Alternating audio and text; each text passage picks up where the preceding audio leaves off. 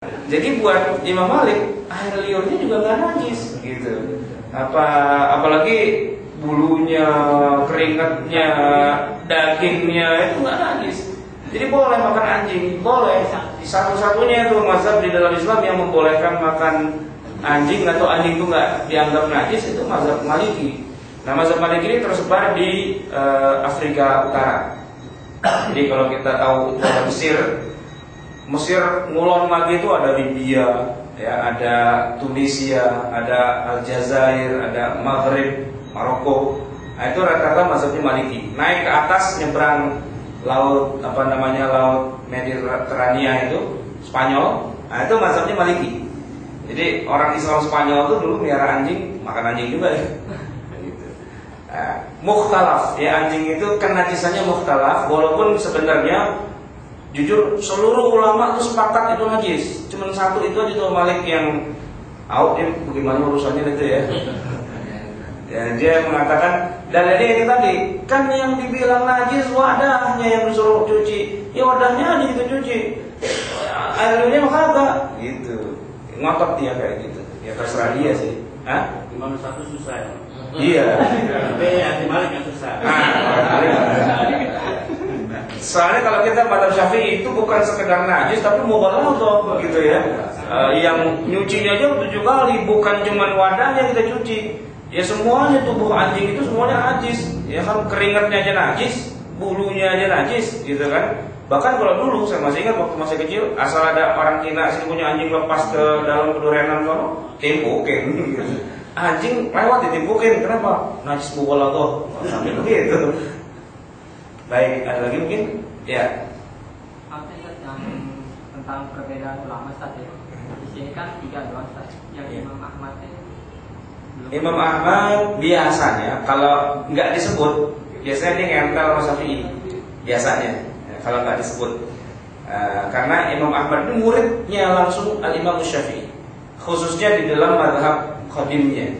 Kan Imam Syafi'i punya 2 mazhab nih, mazhab yang lama dengan mazhab yang baru. Nah, Imam Ahmad itu berguru kepada Imam Syafi'i ketika Imam Syafi'i masih di dalam mazhabnya yang lama. Nah, sehingga kalau kita lihat Imam Syafi'i ini mazhabnya ada 2 itu, mau tahu Ahmad bin Hanbal gampang, lihat aja mazhab Syafi'i yang lama. Nah, berarti dia ada di situ umumnya, keseringannya, walaupun nggak pada keseluruhannya. Gitu. Biasanya dia ikut mazhab Syafi'i yang lama. Tapi kalau jadidnya, karena Syafi'i itu sudah pindah ke Mesir, Imam Ahmad nggak sampai ke Mesir, jadi dia nggak berguru lagi sama Imam Syafi'i. Jadi ya banyak bedanya Ahmad bin Hanbal dengan Syafi'i dalam madhab yang jadidnya. Tadi kan tentang Ahmadiyah, ini agak beda gitu. Iya. Nah, saya mau tanya tentang Syiah itu bagaimana? Syiah kenapa? Kan akhirnya kan ada juga yang memvonis gitu kurang dari Islam lah, karena yang saya dengar itu kayak menghina sahabat-sahabat Nabi. Oh iya. Lalu katanya sholat kan 5 waktu, jadi cuma 3 waktu waktu itu saya pernah dengar. Itu bagaimana tentang Syiah ini? Apakah dia juga keluar? Sementara kan setiap negara kan pasti beda-beda. Misalnya negara Indonesia vonis, belum tentu di negara lain vonis begitu kan. Kayak Ahmadiyah juga tadi di Indonesia vonis haram lah, tapi belum tentu di negara lain haram gitu. Itu bagaimana tentang Syiah? Syiah ini agak lebih jelimet ketimbang Ahmadiyah. Sebab di dalamnya sektenya cukup banyak, dari yang paling jauh akidahnya sampai yang paling dekat. Yang paling dekat tuh para habaib kita. Itu mereka rata-rata mutasyayyi'in, rata-rata agak-agak berbau Syiah lah gitu. Tapi kesyiahannya mereka, kan Syiah itu cirinya apa sih? Ahlul bait, keturunan Nabi, cintaan ulang balik. Nah, gitulah ya. Ngambil berkah dan sebagainya. Itu sebenarnya bagian ciri khas dari Syiah gitu. Tapi dalam Ahlus Sunnah wal Jamaah memuliakan Ahlul Bait ada juga perintahnya. Ya kan? Menghormati Ahlul Bait itu ada perintahnya juga. Bahkan kalau kita bersalawat kepada Nabi juga disunnahkan juga kepada wa ala alihi, ya kan? Dan kepada keluarganya. Nah, cuman kalau dalam pandangan Syiah yang maksudnya keluarga itu seturuan dia doang. Gitu dalam pandangan Syiah. Yang dimaksud dengan keluarga itu adalah Nabi Muhammad dan anak-anaknya saja. Istri-istrinya Nabi yang lain tidak dianggap sebagai Ahlul Bait. Nabi Muhammad, punya anak Fatimah. Udah Fatimah doang tuh dianggap keluarga. Yang lain anaknya kan ada 7, yang 6 dicuekin gitu. Istri Nabi kan gak ada berapa? Istri Nabi 11. Itu gak ada satupun yang dianggap ahlul bait gitu. Jadi yang bilang ahlul bait itu artinya apa Pak Robi? Ahli keluarga gitu kan ya. Nah, harusnya kan yang namanya keluarga Nabi itu istri-istri Nabi dan anak-anaknya gitu kan. Cuman yang oleh orang Syiah diakuin istri Nabi kagak ada, apalagi yang namanya Aisyah, itu musuh besar, kafir dianggapnya. Maka kalau nyebut Aisyah itu harus ditambahi lafaz laknatullahi alaiha gitu. Padahal Aisyah, siapa yang bilang Aisyah bukan keluarga Nabi? Aisyah kan keluarga Nabi. Iya kan? Nah, tapi oleh orang Syiah enggak. Kalau Aisyah bukan keluarga Nabi, dia bilang kenapa? Karena dia laknatullah. Nah, ini kan paham yang keliru dari Syiah. Jadi yang ahlul bait itu hanyalah anaknya Nabi Fatimah. Nah, Ali yang bukan anaknya dianggap ahlul bait juga sama dia. Dia pakai aturan dia yang bikin sendiri gitu. Nah, anaknya ada Hasan, ada Husain, itu ahlul bait. Padahal ada lagi sebenarnya sebelum Hasan Husain ada lagi 3 anaknya, itu gak dianggap ahlul bait. Terus ke bawah nanti Hasan tuh punya anak, Husain punya anak, terus sampai nanti ada siapa namanya Ali Zainal Abidin, terus sampai yang terakhir namanya Al-Mahdi. Nah, itu keturunannya. Jadi umat Islam itu harus dipimpin oleh keluarga Nabi, katanya dia begitu. Dan ada 12, makanya disebut dengan istilah Syiah Itsna Asy'ariyah. Nah, Itsna Asy'ariyah itu ada 12 imam yang maksum, yang nggak bisa melakukan dosa dan dosanya sudah diampuni duluan. Nah, begitu. Nah, imam yang 12 itu sudah lewat masanya.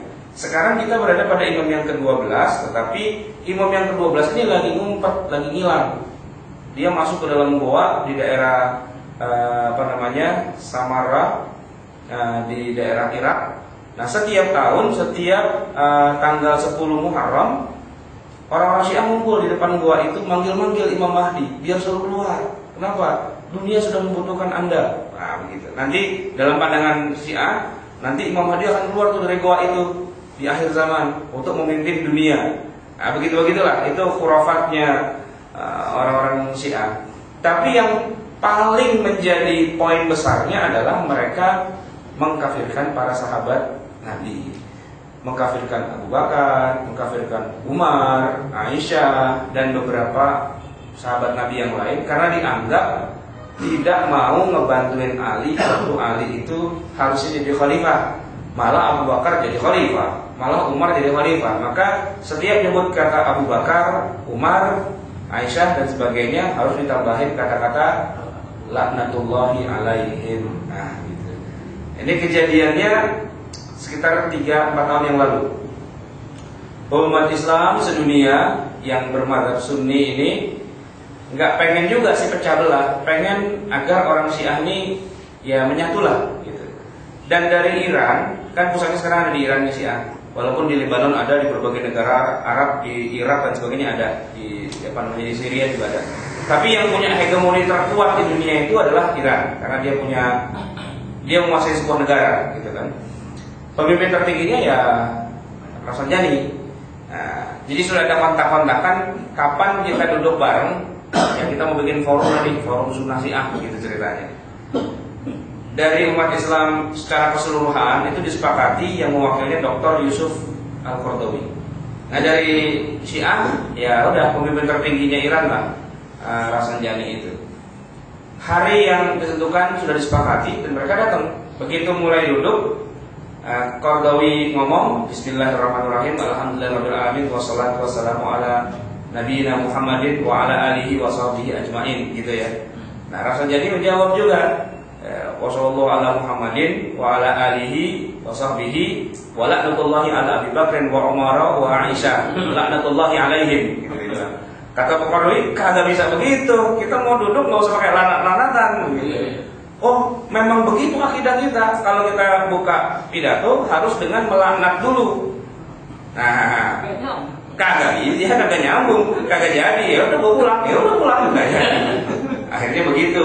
Nah, itu orang-orang Syiah seperti itu. Itu di pusatnya di pangkalan tertingginya Syiah di Iran. Nah di Indonesia orang Syiah banyak, cuman tadi itu saya bilang grade-nya itu beda-beda. Ada yang Syiah udah sampai ke sono, udah kejauhan, tapi ada juga Syiah musik kemari-mari juga, ya, yang belum sampai melaknat mencaci maki Abu Bakar, belum sampai kufur kepada Al-Quran, sebab mereka punya Quran sendiri, itu yang di luar dari Quran yang kita punya. Kalau kita bicara secara teoritis, orang yang sudah melaknat mencaci maki para sahabat, sudah nggak percaya dengan Quran dan sebagainya, tentu sudah di luar dari agama Islam. Tapi balik lagi tadi kasusnya, kita nggak bisa tuding orang, lo kan Syiah, berarti lo kafir. Nah, berarti lo halal darahnya, sini gue tabokin, nggak bisa begitu. Nah, di situ bedanya antara katakanlah mazhabnya FPI dan sebagainya yang begitu dia lihat ini kafir, tabokin aja gitu. Dengan apa yang seharusnya kita pahami, ya, orang boleh dikatakan dia melakukan berbagai macam aktivitas yang dianggap menyeleweng, tapi sebelum ada vonis jatuh bahwa dia adalah orang kafir, kita nggak boleh bertindak